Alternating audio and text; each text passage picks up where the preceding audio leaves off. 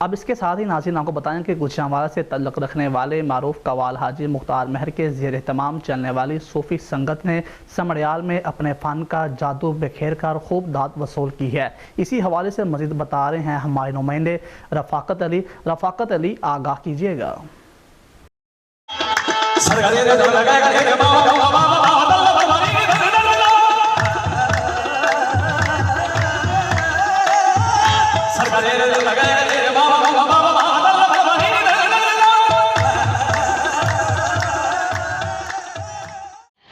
جی بالکل، گوجرانوالہ سے تعلق رکھنے والے معروف قوال حاجی مختار مہر کے زیر اہتمام چلنے والی صوفی سنگت نے سمڑیال میں اپنے فن کا جادو بکھیر کر خوب داد وصول کی۔ سوشل میڈیا پر دھوم مچانے کے بعد صوفی سنگت نے اپنی فنی سفر کا باقاعدہ آغاز کر دیا ہے۔